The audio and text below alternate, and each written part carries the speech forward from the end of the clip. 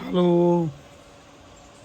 Welcome welcome to the live Facebook లైవ్కి స్వాగతం. అందరు బాగున్నారా? Waiting for each and every one to get join. అందరూ కూడా లైవ్లో జాయిన్ అయిపోతే కొద్ది నిమిషాలు దేవుని వాక్యాన్ని మనం ధ్యానం చేసుకుందాం.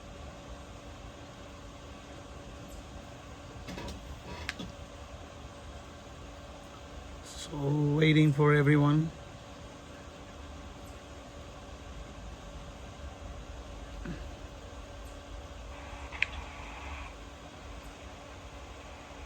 అందరు బాగున్నారు కదా? అందరు బాగున్నారు కదా?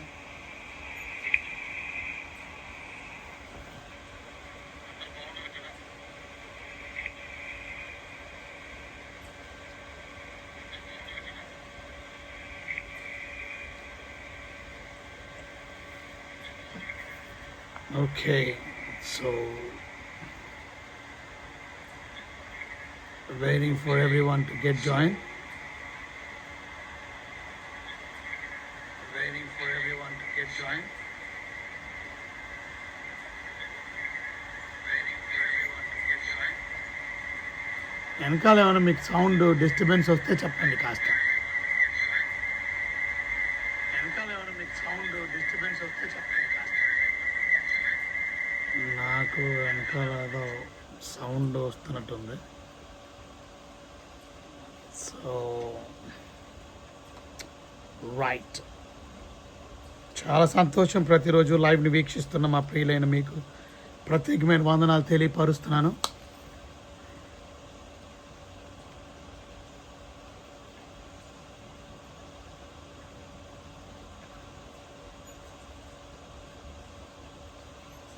బ్యాక్గ్రౌండ్ ఏమైనా సౌండ్ ఉంటే నాతో చెప్పండి.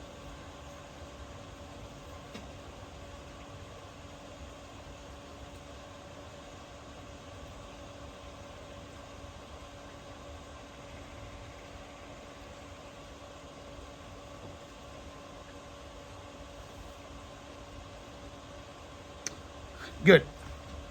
సో చాలా సంతోషం.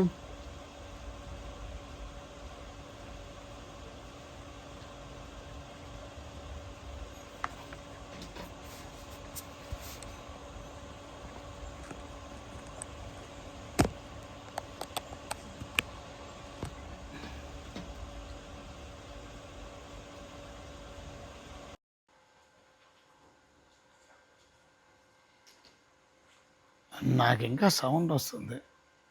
Right,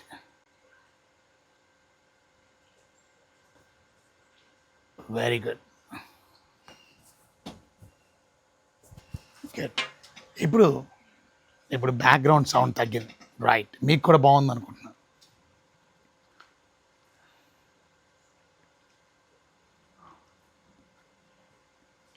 wonderful wonderful. సో ప్రకటన గ్రంథ ధ్యానాల్లో మనం ఉన్నాం. ప్రకటన గ్రంథంలో నుంచి అనేకమైన విషయాలు మనం వింటూ వస్తున్నాం. కనుక లైవ్ని దయచేసి ఇతరులకి షేర్ చేసి రమ్మని చెప్పండి. లైవ్ని మీతో కలిసి వారు కూడా వీక్షించడానికి మీరు ఆహ్వానించాలి. సో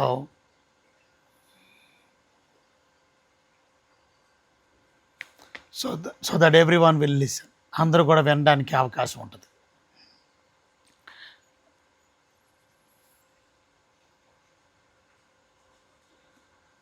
తప్పక మీరు చేస్తున్నారని నేను నమ్ముతున్నాను. కనుక ప్రతిరోజు ఈ విధంగా లైవ్ని వీక్షిస్తూ దేవుని వాక్యాన్ని మీరు వినడానికి, మనమందరం దేవుని వాక్యంలో ఆనందించడానికి, వాక్యానుసారంగా నడవడానికి దేవుడు మనకిచ్చినటువంటి శ్రేష్టమైన సమయాన్ని బట్టి మనం అందుకని ప్రభుకు వందనాలు చెల్లించాలి. మరి ముఖ్యంగా ఈ ఆఖరి దినాల్లో ఏ రకంగా ఉంటుందో మనం చూస్తున్నాం. సో బైబిల్ మనకి తెలియపరిచేది ఏంటంటే, ఈ భూమి అంతమైపోవడానికి చివరి దశలో ఉంది, ఆఖరి దశలో ఉంది. సో అందుకనే త్వరలో భయంకరమైనటువంటి 7 ఏళ్ల శ్రమలు ఈ భూమి మీదకి రాబోతున్నాయి. ఆ సమయానికి సంఘం ఎత్తబడుతుంది. సో సంఘం దేవుడు తీసుకొని వెళ్ళిపోతుంది. సో సంఘం పరలోకానికి తీసుకొని వెళ్ళిపోయిన తర్వాత దేవుడి రాజ్యంలో మనం ఉంటాం. కానీ ఈ భూమి మీద ఇంకా ప్రజలు ఉంటారు. దేవుణ్ణి ఎరగని వారు, దేవుణ్ణి నమ్మని వారు ఈ భూమి మీద విడిచిపెట్టబడతారు. సో వారందరికీ కూడా భయంకరమైనటువంటి దేవుని యొక్క ఉగ్రతను వారు చవిచూస్తారు. ఇదే మాట మనం ప్రకటన గ్రంథంలో మనం చూస్తున్నాం.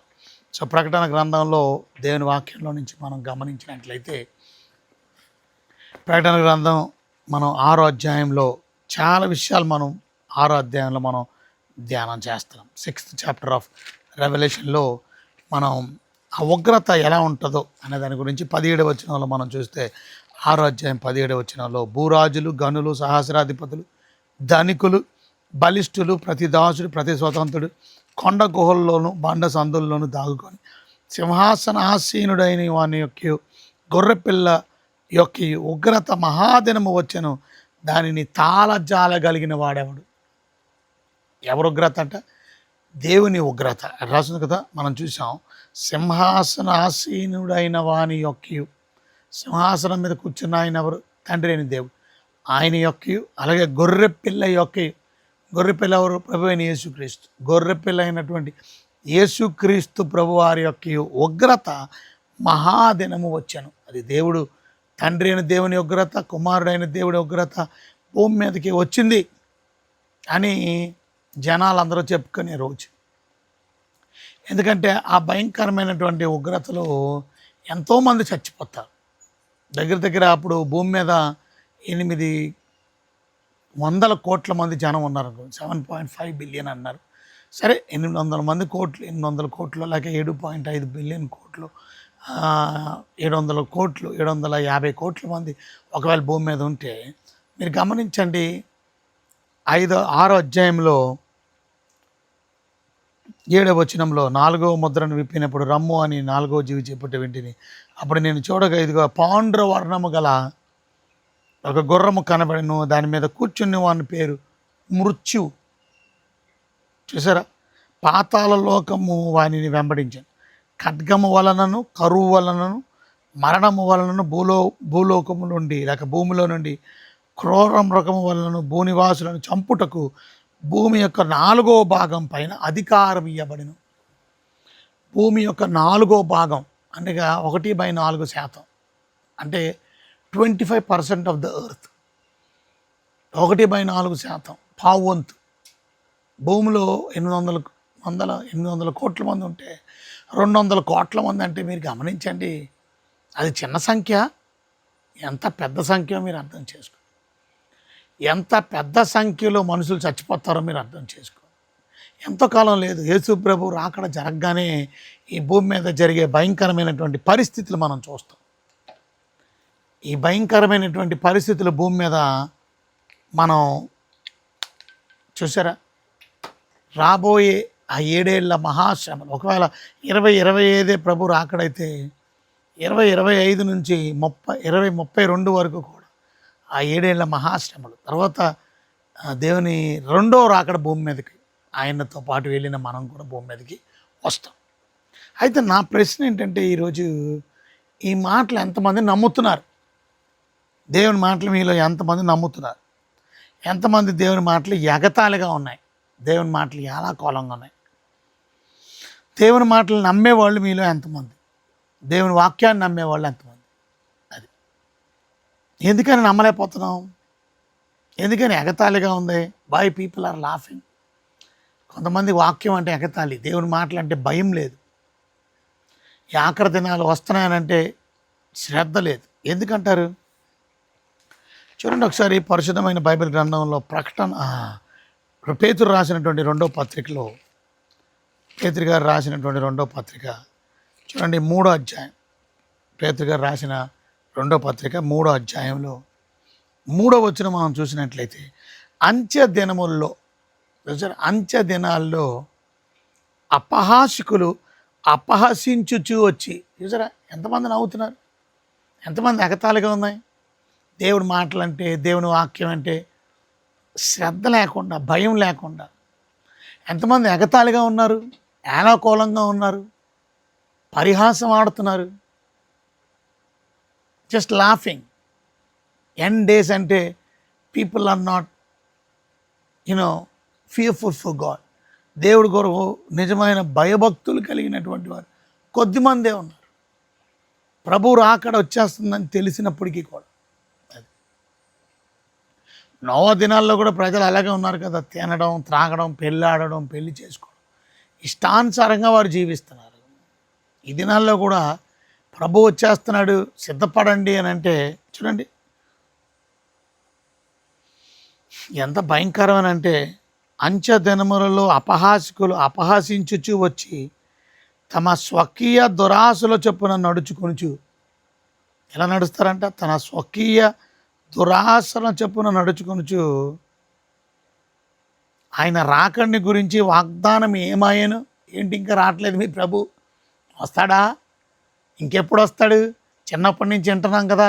ఎగతాళి, ఏలాకోలం. చూసారా? ఆయన రాకడిని గురించిన వాగ్దానం ఏమాయను? పితరులు నిద్రించినది మొదలుకొని సమస్తమును సృష్టి ఆరంభమున్నట్లుగానే నిలిచి ఉన్నదే అని. చూసారా? పితరులు నిద్రించినది మొదలుకొని, మన తాత ముత్తాతలు నిద్రించినది మొదలుకొని సమస్తమును సృష్టి ఆరంభం ఉన్నట్లుగానే, సృష్టి ఆరంభములో ఎలా ఉందో ఆరంభంలో ఉన్నట్లుగానే నిలిచి ఉన్నదే అని చెప్పుదురని మొదట మీరు తెలుసుకునేవాళ్ళు.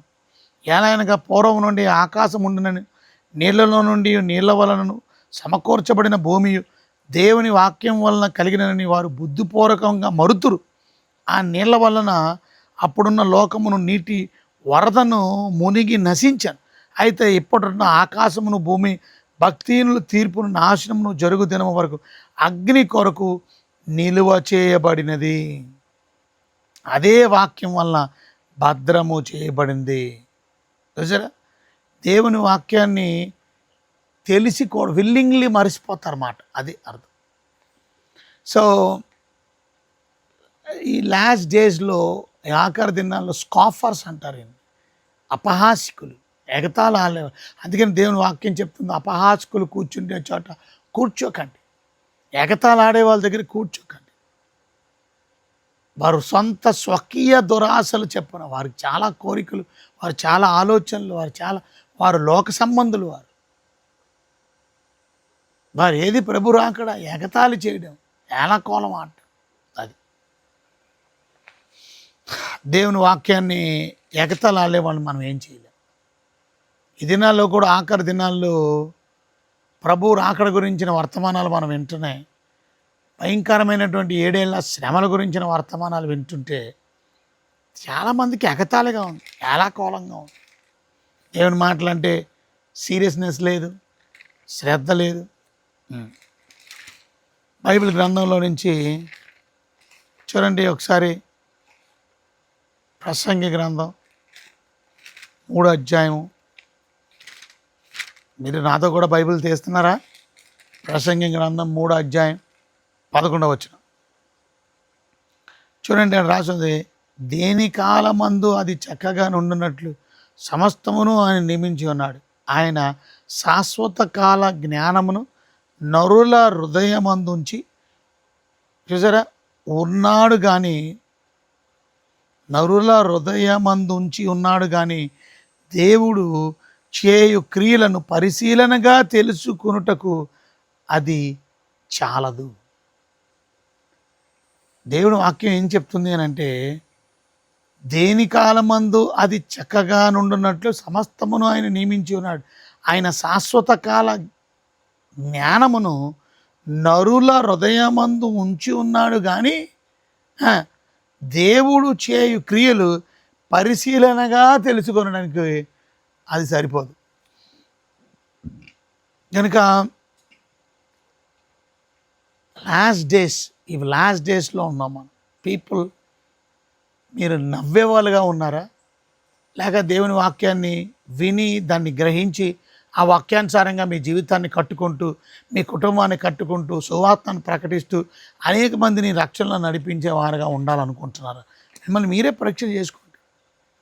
ఆ జనాలు ఆఖరి దినాల్లో ఉన్నట్టు మత్తయి సువార్త 24వ అధ్యాయంలో మనం చూస్తే, మత్తయి సువార్త 24వ అధ్యాయం 37వ వచనం నుంచి మనం చూసినట్లయితే, చూసారా, నోవా దినములు ఎలాగుండనో మనుషు కుమారుడు రాకడను అలాగే ఉండును. ఆఖరి దినాల్లో మనం చూస్తున్నాం, మనుషు కుమారుడు రాకడ కూడా అలాగే ఉంటుంది. నోవా దినాల్లో ఎలా ఉంటుందంట, జలప్రళయమునకు ముందటి దినములలో నోవాహు వాడలోనికి వెళ్ళిన దినము వరకు ఏం చేస్తున్నారు, వారు తినుచు త్రాగుచు పెండ్లి చేసుకొనుచు పెండ్లికిచ్చుచు నుండిరి. జలప్రళయము వచ్చి అందరినీ కొట్టుకొని పోవు వరకు ఎరగకపోయిరి. అలాగనే మనుషు కుమారుడు రాకడను ఉండు. అది జలప్రళయం వచ్చి అందరినీ కొట్టుకొని పోయే వరకు జనాలు తినుచు త్రాగుచు పెండ్లాడుచు పెండ్లికి ఇష్టానుసారంగా లోక పనుల్లో నిమగ్నం అయిపోయి ఉన్నారు. అది సడన్గా దేవుని ఉగ్రత వచ్చినప్పుడు వారందరూ లైన్ అయిపోయారు. సడన్గా దేవుని ఉగ్రత భూమి మీదకి రాబోతుంది. దానికి ముందే ర్యాప్చర్ జరుగుతుంది, రాకడ జరుగుతుంది. సరే, మరి మీరు ఎంతమంది సిద్ధపడి ఉన్నారు, ఎంతమంది ప్రిపేర్డ్గా ఉన్నారు? ఎందుకని ప్రజలు భయం లేకుండా ఉన్నారు? మాటలో చెప్పనా మీకు, భయం ఉంది కానీ ఆ భయాన్ని నవ్వుతున్నారు. అది ఒక పక్కన భయం వేస్తుంది కానీ ఆ భయాన్ని ఏం చేస్తున్నారంటే ఆ నవ్వు ద్వారా ఆ భయాన్ని పోగొట్టుకోవడానికి ప్రయత్నం చేస్తున్నారు. ఉదాహరణ, మీరు పౌలు గారు వాక్యం చెప్తుంటే ఫిలక్స్ చూడండి ఒకసారి. అపోస్తుల కార్యాలు బైబిల్ గ్రంథంలో అపోస్తుల కార్యాలు 24వ అధ్యాయంలో 25వ వచనంలో మనం చూస్తే, అపోస్తుల కార్యాలు 24వ అధ్యాయము 25వ వచనంలో, అప్పుడు అతడు ఫిలక్స్ గురించి కొన్ని దినములైన తర్వాత 24 చదువుతాను. తర్వాత ఫిలక్స్ యూదురాలైన దుపిల్ల అను తన భార్యతో కూడా వచ్చి పౌలను పిలిపించి క్రీస్తు యేసునందల విశ్వాసం గురించి అతడు బోధింపక వినెను. అప్పుడు అతడు నీతిని గురించి, ఆశా నిగ్రహమును గురించి, రాబో విమర్శన గురించి ప్రసంగించుచుండగా ఫిలక్స్కి మిగుల భయపడి ఇప్పటికి వెళ్ళుము, నాకు సమయమైన నిన్ను పిలిపించవచ్చునని చెప్పాను. నాకు సమయమైనప్పుడు నిన్ను పిలిపిస్తాను, ఇప్పటికి వెళ్ళిలే బాబు. చూసారా,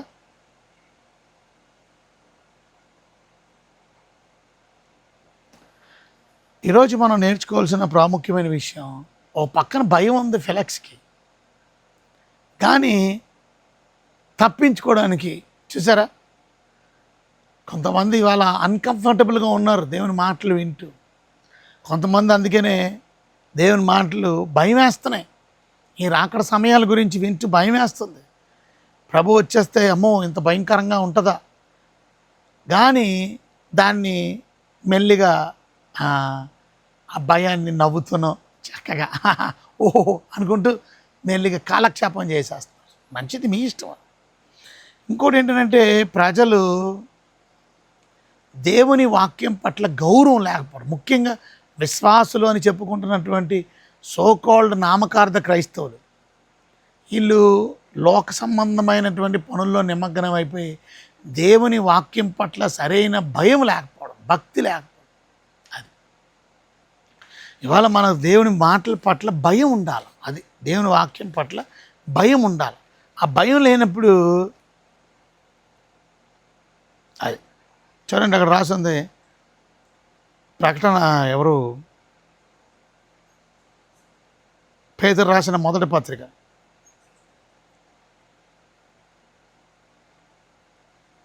13వ వచనం. కాబట్టి మీ మనస్సును నడుము కట్టుకొని నిబ్బరమైన బుద్ధి గలవారే యేసుక్రీస్తు ప్రత్యక్షమైనప్పుడు మీకు తేబడు కృప విషయమై మీ సంపూర్ణ నిరీక్షణ కలిగి ఉండుడి. సో ఎంతమంది అటువంటి సంపూర్ణమైన నిరీక్షణ కలిగి జీవిస్తున్నారు, పరిశుద్ధమైన ప్రవర్తన కలిగి జీవిస్తున్నారు? రాసింది 14, నేను పరిశుద్ధులై ఉన్నాను కనుక మీరు పరిశుద్ధులై అన్నట్టు. ఎంతమంది విధేయులుగా ఉన్నారు? 16వ వచనంలో, మీరు విధేయులకు పిల్లలై మీ పూర్వం అజ్ఞాన దశలో మీకున్న ఆశలను అనుసరించి ప్రవర్తింపక మిమ్మల్ని పిలిచిన వాడు పరిశుద్ధుడైన ప్రకారం మీరును సమస్త ప్రవర్తన యందు పరిశుద్ధులై ఉండండి. ఎందుకనంటే బైబిల్ చెప్తుంది, కనుక మీరు పరదేశులై ఉన్నంత కాలం, అది మనం పరదేశులం అంటే అర్థం ఏంటంటే ఈ దేశం మంద కాదు. పరదేశంలో ఉన్నంతకాలం బైబిల్ చెప్తుంది భయముతో గడుపుడి. ముఖ్యంగా భయం లేకపోతే ప్రాబ్లం అండి. వాళ్ళ దేవుడు అంటే భయం లేదు. ఆదివారం దేవుని మందిరానికి వెళ్ళాలి, దేవుణ్ణి నేను స్తుతించాలి, ఆరాధించాలి, ఆయనకి నా కృతజ్ఞత వందనాలు తెలియపరచాలి, ఆయన కార్యాల్లో నేను తోడ్పడాలి, ఆయన సేవలో నేను పని చేయాలి. ఆ భయం లేకపోయినప్పుడు ప్రభువు అక్కడ అకస్మాత్తుగా వచ్చి వీళ్ళందరూ విడిచిపెట్టబడతారు. భయం ఉండాలి ముఖ్యం. 7 ఏళ్ల శ్రమలు రేపొద్దున్న నిజంగా ఇప్పుడు నీకు భయం లేకపోతే ఆ రోజు నువ్వు ఉన్నప్పుడు ఆ భయం ఎలా ఉంటుందో నువ్వు చూస్తావు. అది కనుక ఇవాళ భయభక్తులు లేకుండా జీవితంలో చాలామంది ఇష్టానుసారంగా వారు జీవిస్తారు. ఓ మాటలో చెప్పాలంటే వారు కళ్ళు మూయబడ్డాయి, వారు ఆత్మీయమైన అంధత్వంలో ఉన్నారు. కొరింథీయులకు రాసిన మొదటి పత్రికలో 2వ అధ్యాయం 14వ వచనం. కొరింథీయులకు రాసిన మొదటి పత్రిక 2వ అధ్యాయము చూడండి 14వ వచనంలో, ప్రకృతి సంబంధమైన మనుషుడు దేవుని ఆత్మ విషయములు అంగీకరింపడు. అది ప్రాబ్లం.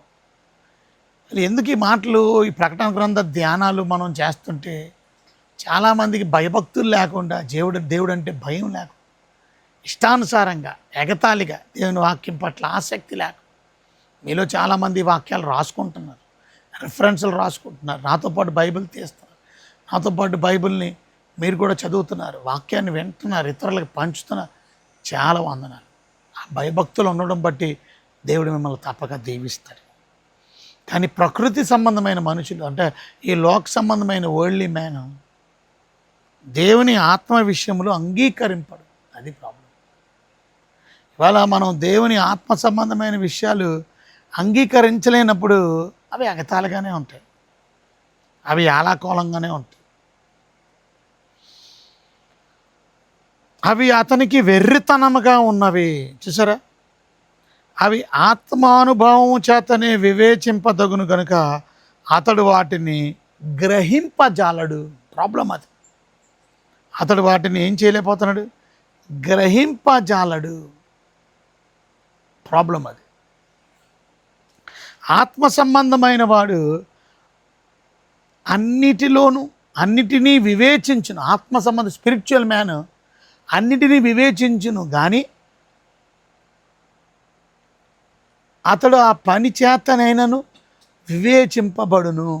అది ఇంగ్లీష్ బైబిల్ నేను చదువుతాను ఒకసారి.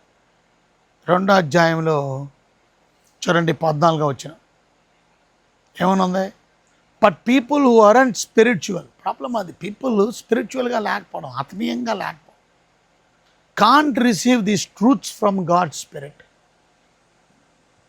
దేవుని ఆత్మ ద్వారా మనకి దేవుడు బయలుపరుస్తున్నటువంటి వాక్యాలు వారు పెడచే పెడతారు, వారు వినరు. They can't understand it.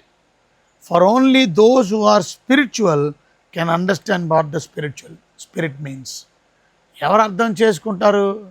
ఎవరైతే ఆత్మీయంగా ఉంటారో వాళ్ళు మాత్రమే అర్థం చేసుకుంటారు. అందరికీ అర్థమవుతుందా? ప్రాబ్లం అది.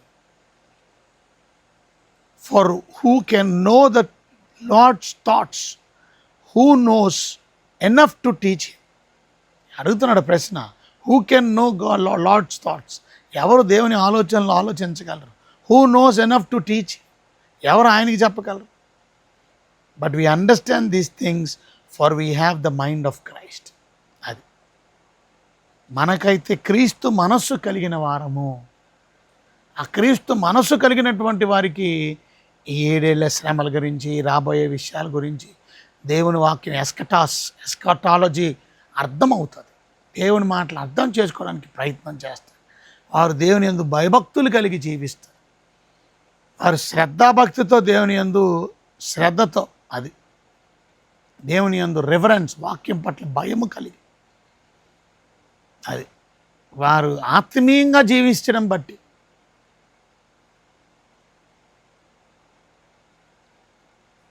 మనం నేర్చుకోవాల్సిన ప్రాముఖ్యమైనటువంటి విషయం.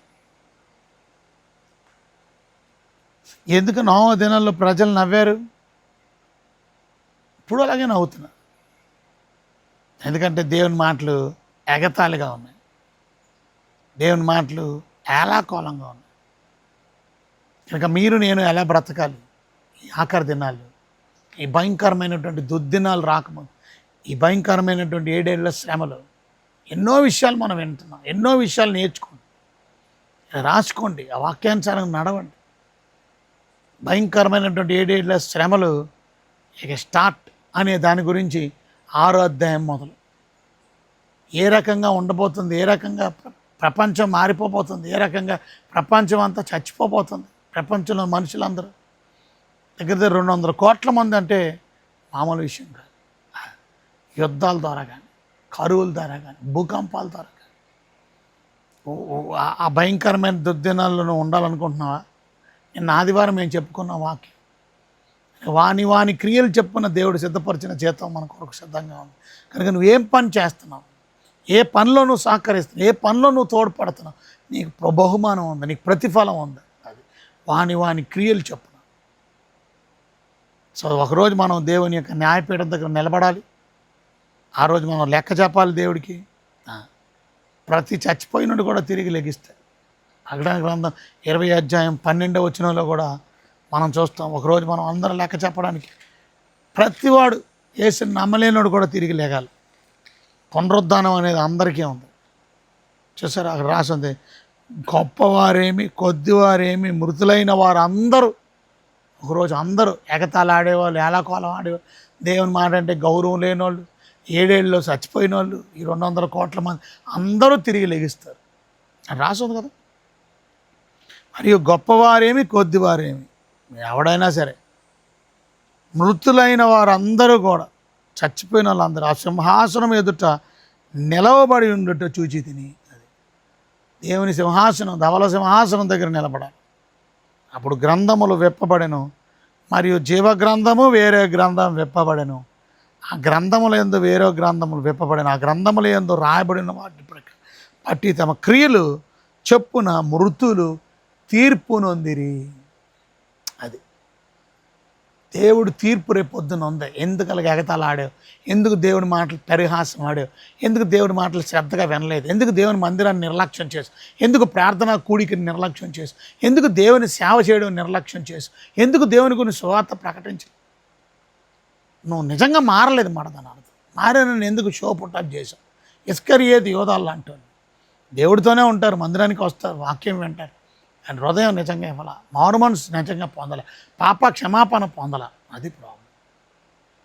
కనుక నేను ముగించే ముందు ఈ మాటల ద్వారా మీరు బలపరచబడి శ్రద్ధతో దేవుని వాక్యాన్ని వినాలని మనం చేస్తాం. ఆసక్తితో దేవుని వాక్యం, నిరీక్షణ కలిగి, భయభక్తులు కలిగి, మీరు వాక్యం పట్ల శ్రద్ధ కలిగి. ఎందుకంటే ఇరుకు ద్వారంలో వెళ్ళే వాళ్ళు ఎక్కువ మంది వెళ్ళలేరండి, కొద్దిమందే. ఇరుకు ద్వారంలో ప్రవేశించేవారు కొద్దిమంది, విశాల ద్వారంలో అనేక మంది వెళ్తారు. నీకేం రూల్స్ అక్కర్లేదు, రెగ్యులేషన్స్ అక్కర్లేదు, మన ఇష్టానుసారంగా బ్రతకవచ్చు. మీ ఇష్టం. మీరు ఎగతాళిగా ఉండి లోక సంబంధాలుగా డిసిషన్ మీది.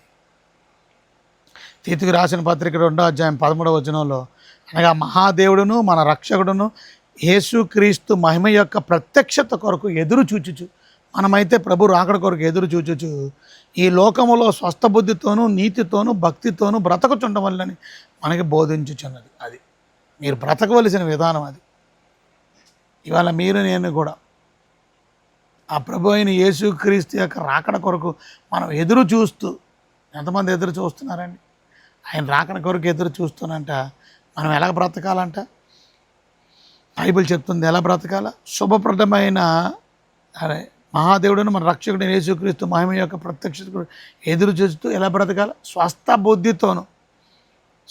బుద్ధితోను నీతితోను భక్తితోనూ బ్రతకాలంట. అది స్వస్థ బుద్ధి అంటే ఏంటి?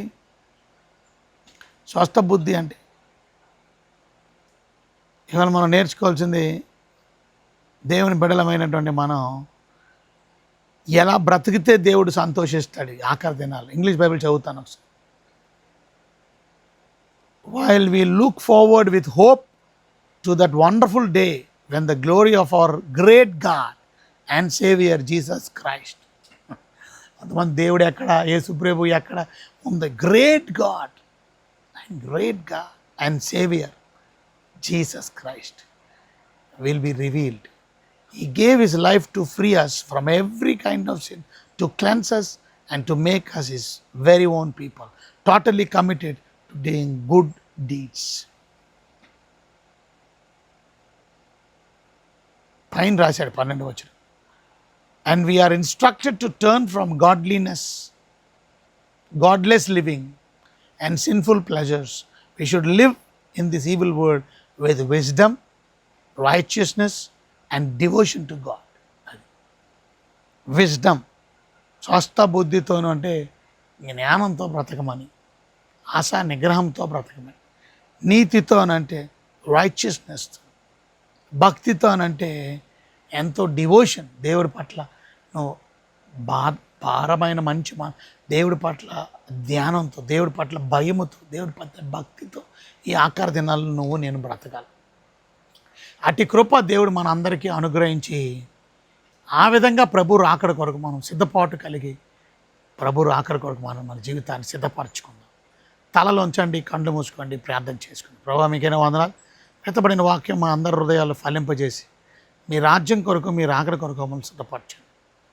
జుంటె తేనె దారుల కన్నా, బంగారం కన్నా అద్భుతమైనటువంటి వాక్యాలు మాకు ఇస్తూ మేము ఆఖరి దినాల్లో ఎలా సిద్ధపాటు కలిగి ఉండాలి, ఎంత భయముతో, ఎంత భక్తితో, ఎంత శ్రద్ధతో మేము ఉండాలో, ఏ రకమైన జ్ఞానంతో, నీతితో, భక్తి కలిగి, డివోషన్గా, ప్రార్థనాపూర్వకమే జీవించాలో, ప్రజలు నవ్వుతూ ఎగతాళాడుతూ గుడి లేదు, ప్రార్థన లేదు, భక్తి లేదు, లోకానుసారంగా పాపంలో బ్రతుకుతున్నారు, చెడుగులో బ్రతుకుతున్నారు, సరదాల్లో బ్రతుకుతున్నారు, తిని త్రాగి సుఖించి ఎంజాయ్ చేస్తున్నారు. దేవుడు అంటే భయం లేకుండా పోయింది కనుక మా జీవితాల్లో భయం దయచేయండి, భక్తి దయచేయండి. మీ రాజ్యం రాకడ కొరకు సిద్ధపరచండి. విత్తబడిన వాక్యం అందరి హృదయాలు ఫలింపజేయండి. ఆ వాక్యానుసారం నడిపించండి. మీ రాజ్యం మీరు రాకడ కొరకు మమ్మల్ని సిద్ధపరచండి. మీకే వందనాలు, స్తోత్రాలు.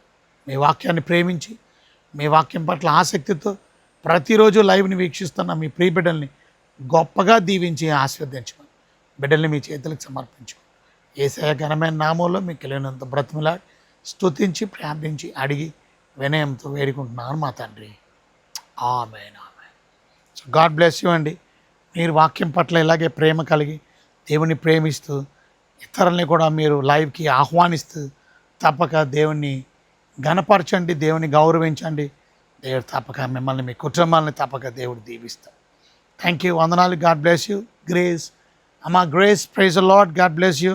Sunitha Ellamelli, God bless you. Ratnaraju garu, very good, God bless you, God bless you. మీరు చేస్తున్న మంచి పనులు దేవుడు తప్పక ప్రతిఫలం ఇస్తాడు. సేవలో నమ్మకంగా ఉండండి, దేవుడు తప్పక దీవిస్తాడు. కనుక Kanakarao garu, praise the lord. కనుక మన Kanakarao garu, praise the Lord. Chandu rhythms, praise the Lord. అమ్మ జ్యోతి, బాగున్నావా? Very good. పల్లి జ్యోతి, బాగున్నానండి, praise the Lord. Vemula Bhagyamma, praise the Lord, God bless you. నీ చేయ గురించి కూడా ప్రార్థన చేస్తున్నాం, దేవుడు స్వస్థపరుస్తాడు. God bless you. Ratan Raju garu, praise the Lord, God bless you. కనుక మీ అందరికీ ప్రత్యేకమైన వందనాలు. దేవుని వాక్యాన్ని ప్రేమిస్తూ ప్రతిరోజు ఈ విధంగా లైవ్లో మీరందరూ వస్తున్న విధానాన్ని బట్టి we love you, just want thank you. God bless you all. Gayatri అమ్మ, praise the Lord, God bless you. Jeevan, praise the Lord, God bless you. Jeevan, అందరికీ వందనాలండి. ఇంకెవరైనా పేర్లు నేను చదవకపోతే క్షమించండి, మీరు టెక్స్ట్ చేయండి, తప్పక మీ పేరు కూడా నేను చదువుతాను. God bless you. మీ గురించి నేను నా గురించి మీరు ప్రార్థన చేయండి, మీ గురించి నేను ప్రార్థన చేస్తాం. ఒక్కొక్కరు మనం భయభక్తులు కలిగి దేవుని రాజ్యం కోసం సిద్ధపడదాం. ఇంకా లోతైన విషయాలు ప్రకటన గ్రంథం మర్మాల్ని రేపటి దినం మరొక కొన్ని వర్తమానాలతో, నూతన వర్తమానంతో మనం సిద్ధపడి దేవుని వాక్యాన్ని విందాం. రేపటి దినం కలుసుకుందాం. అంతవరకు సెలవు. Take care. God bless you. దేవుడు మీ నిండుగా, సమృద్ధిగా, నిండారుగా దేవుడు దీవించి ఆశీర్వదించి. Aksha Kalyani, praise the Lord, God bless you.